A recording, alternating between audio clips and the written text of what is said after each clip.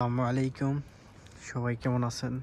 চলে আসছি আমি ইমরান আপনাদের সাথে আমার আরেকটা নতুন ভিডিও নিয়ে।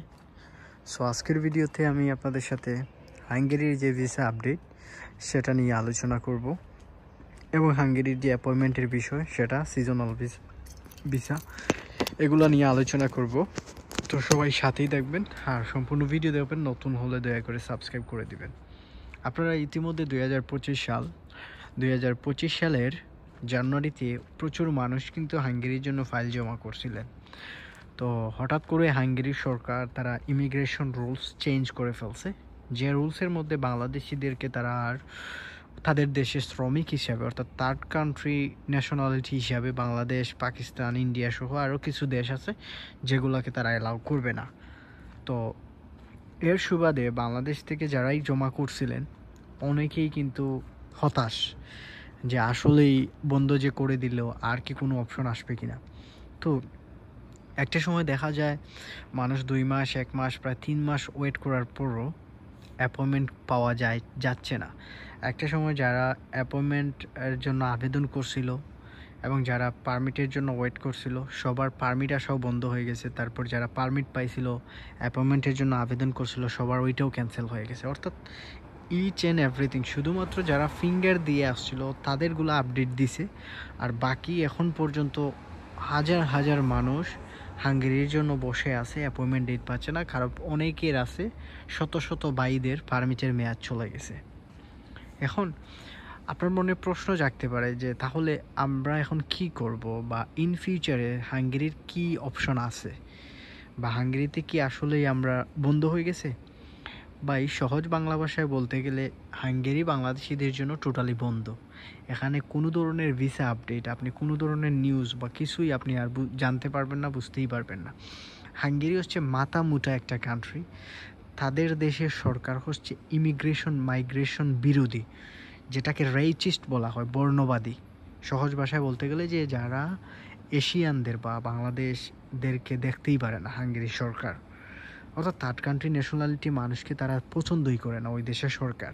সো যে দেশের সরকার মাইগ্রেশন বিরোধী সেই দেশের সরকার কখনোই তার যে কমিটমেন্ট এবং তার যে রুলস সে কখনোই আপনার জন্য চেঞ্জ করবে না। সো বাংলাদেশিদের জন্য যে ওয়ার্ক ভিসা, যেটা ভিসা ক্যাটাগরি ওয়ার্ক ভিসা, সেটা টোটালি বন্ধ। এখন আমাকে অনেকেই কমেন্টে বলতে পারেন যে আপনি মিথ্যা বলতেছেন, বা অনেকেই দালাল আছে আমার ভিডিও এখন কিন্তু অনেক দালাল দেখতেছে। অনেকেই হয়তো দালালরাই আমার ভিডিও দেখবে, তাদের কিন্তু জ্বলা শুরু হবে, কারণ তাদের বিজনেসের আমি লাল বাত্তি অলরেডি ইজি ওভারসিজ আছে না, তাদের লাল বাত্তি আমি জ্বালাইয়া দিছি। তারা এখন কাজের ভিসা চাইরা স্টুডেন্ট ভিসা নিয়ে কাজ শুরু করছে। কত রকমের বাইনচুত দেখেন। এত জীবন মানুষের পকেট মারলেও তারা ওয়ার্ক পারমিট ভিসা কাজ করে। যখন হাঙ্গেরির সব কিছু বন্ধ, ভাত খাইতে পারবে না, এখন তারা লাগছে স্টুডেন্ট ভিসা নিয়ে। অথচ এরা স্টুডেন্ট ভিসা মানে কি সেটাই বলতে পারবে না। বুঝতে পারছেন? তো তারা আমাকে নিয়ে লেখালেখি করছে। শালা বাইনচুদের দল হচ্ছে ইজি ওভারসিজ। এখন চুরের দলরা নরওয়ে নিয়ে কাজ শুরু করছে আফটার ভিসা পেমেন্ট। শালা কি ধরনের বাইনচুদ! এইসব বাইনচুদ এজেন্সি যারা হাঙ্গেরি নিয়ে এখন আপনার কাছ থেকে ফাইল নিবে, এদেরকে জুতা পেটা করবেন। এবং এরা হচ্ছে চুর বাটপার, আপনার টাকা পয়সা নিয়ে দৌড়া খায়, মানে শেষ উদাও হবে। বাংলাদেশে এরকম অনেক এজেন্সি দেখবেন, বাংলাদেশে অনেক মানুষের কিন্তু টাকা পয়সা নিয়েও উদাও হয়ে গেছে। তারা প্রথমে কিছু মানুষের ভিসা করাইছে, এই ভিসাগুলো দিয়ে অ্যাডভার্টাইজ করতে করতে মানুষের পরবর্তীতে সব কোটি কোটি টাকা আত্মসাৎ করে পালিয়ে গেছে অনেকেই। এখন প্রশ্ন রাখতে পারে যে ইমরান ভাই, সিজনাল ভিসা নিয়ে তো অনেক এজেন্সি কাজ করতেছে, আসলেই কি সিজনাল ভিসার হয়? আজ পর্যন্ত আপনি কয়টা সিজনাল ভিসা হাঙ্গেরির ক্ষেত্রে দেখছেন, সেটা আমার প্রশ্ন আপনার কাছে। আপনারা কয়টা ভিসা দেখছেন কমেন্টে বলবেন। তবে কোনো দালাল যদি কমেন্ট করে, আমি বুঝে ফেলবো কে দালাল এবং কে দালাল না। বুঝতে পারছেন? তো আপনারা যারা আমার পরিচিত আছেন, কেউ যদি দেখে থাকেন অবশ্যই কমেন্ট করবেন, অথবা ফেসবুকে বলবেন যে ভাই ওই ভাইটাই সিজনাল ভিসা পাইছে। তো আমি তার সাথে কথা বলবো সরাসরি। প্রয়োজন হলে ও হাঙ্গেরিতে আসলে ওর কাছ থেকে সব ইনফরমেশন নিয়ে আমি আপনাদেরকে দিব। বুঝতে পারছেন? যাতে করে আপনাদের হেল্প হয়। এখন পর্যন্ত কোনো সিজনাল ভিসার বাংলাদেশে এখন পর্যন্ত 2025 সালে কোনো ভিসাই হয় নাই। সো আপনারা সিজনাল ভিসাতে সময় টাকা সময় দুইটাই নষ্ট করবেন। দেখেন বুলগেরিয়ার সিজনাল ভিসাতে আমি অনেককেই বলছি ফাইল জমা দিবেন না, অনেকেই এখন জমা দিয়ে কান্নাকাটি করতেছে, কারণ কারো ভিসা হচ্ছে না, মিডল ইস্ট থেকে শুধু রিজেক্ট আর রিজেক্ট। কারণ এই ভিসাগুলো হয় না, এগুলো সন্দেহ করে হুদাই আপনাকে ভিসা 3 মাসের দিবে না। সো আপনারা যারা ওয়েট করতেছেন যে হাঙ্গেরি অ্যাপয়েন্টমেন্ট চালু হয়ে যাবে এই বছর, দেখেন একটা জিনিস আপনাদেরকে বুঝাই, এজেন্সিদের এটা হচ্ছে বিজনেস মার্কেটিং, অর্থাৎ বিজনেস মার্কেটিং করার একটা কারণ দেখেন যেসব এজেন্সি হাঙ্গেরির ফাইল নিছিল তারাই কিন্তু আবার আপনার কাছ থেকে সিজনালের জন্য ফাইল নিচ্ছে, অর্থাৎ তারা ওই যে অ্যাডভান্স দিয়েছেন আপনি 1 লাখ টাকা, ওই অ্যাডভান্সের টাকা যাতে তারা আবার ব্যাক না দেয়, ওই টাকাটা যাতে তারা ঘুরাইয়া ফেরাইয়া আপনার কাছ থেকে সময় নিয়ে এই টাকাটা তাদের পকেটে রাখতে পারে, দিন শেষে হাবি জাবি নানান এমবেসি ফেস করাইবে, এই সেই নানান সার্টিফিকেট ওইগুলার অজুহাত দিয়ে আপনার কাছ থেকে এটা টাকা কাইটা রাখবে। এটাই হচ্ছে তাদের মানে প্ল্যান। সো যতগুলো হাঙ্গেরির জন্য সিজনাল ভিসা পারমিটে যারা ফাইল নিছে সবগুলার হচ্ছে ওই যে আপনি খোঁজ নিয়ে দেখেন, এই যে ইজি ওভারসিজ তারা ফাইল নিছে, যাদের সাথে আমার একটা বিবাদ শুরু হয়েছিল এই মানে হাঙ্গেরি অ্যাপয়েন্টমেন্ট নিয়ে এবং সিজনাল পারমিটের যে বিষয়গুলো নিয়ে, তাদেরকে আমি গালি দিছিলাম যে ওরা হুদয় মানুষের কাছ থেকে ফাইল নিচ্ছে, এগুলো ভিসা হবে না, মানুষের সময় নষ্ট করছে।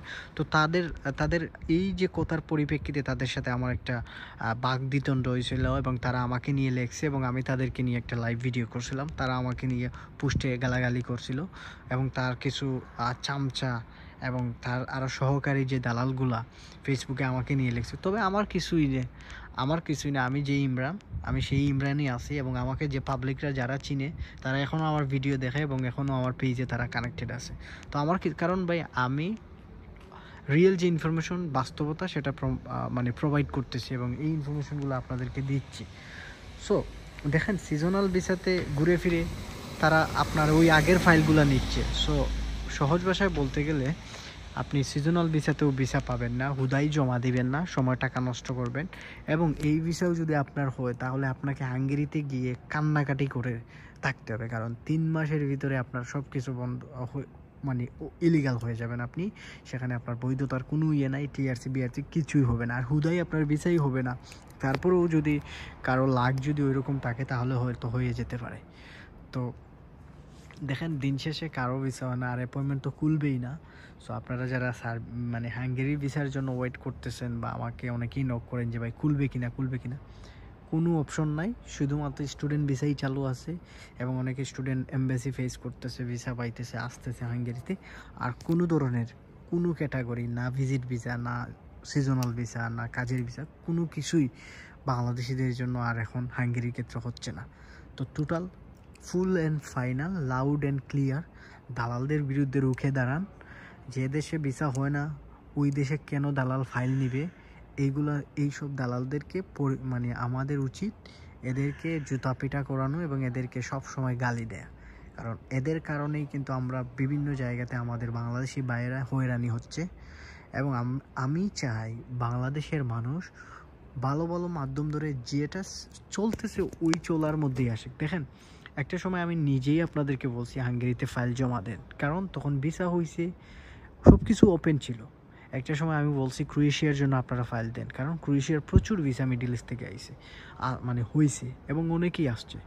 সো যে দেশে ভাই ভিসা হবে আমি অবশ্যই আপনাদেরকে জানাবো এবং আমাদের এজেন্ট যারা আছে, আমি বলতেছি না আপনারা এইসব কাজ করেন না, করেন, তবে আপনারা যে দেশে ভিসা হয়, যে দেশে খোলা আছে সব কিছু, আপনারা ওই দেশেরগুলোর ফাইলগুলো প্রসেস করেন, কারণ আপনাদের হেল্প ছাড়া তো কোনো বিদেশে আসতে পারবে না, এটা আমি জানি, এটা আমরা মানি যে কারো না কারো হেল্প নিয়ে আসতে হবে বাংলাদেশিদেরকে। তো আপনারা ওই দেশ এখন রোমানিয়া খোলা আছে, বুলগেরিয়া খোলা আছে, সার্বিয়া আছে, বসনিয়া আছে, আপনারা ওই দেশগুলোর জন্য চেষ্টা করান। হুদাই যে দেশে ভিসা দিবে না, যে দেশের ইমিগ্রেশনে ঝামেলা আছে, পারমিট টারমিট আসতেছে না, এই দেশে আপনারা কেনই বা ফাইল নেবেন? আমার প্রশ্ন হচ্ছে আপনাদের কাছে এটাই। সো আমি জানি না আমার এই ভিডিওগুলো হয়তো কারো খারাপ লাগতেই পারে, তবে কিছু করার নাই, যেটা বাস্তব সেটা আপনাদেরকে বললাম। সো অবশ্যই কমেন্ট বলবেন আমি যে কথাগুলো বললাম এগুলো যৌক্তিক কিনা, সেটাও আপনারা বলবেন। পরবর্তীতে কোন দেশের ইনফরমেশনগুলো আপনারা জানতে চান, অথেন্টিক ইনফরমেশনগুলো পাবেন আমার এই ইউটিউব চ্যানেলে আপনারা সবাই সাথেই থাকবেন।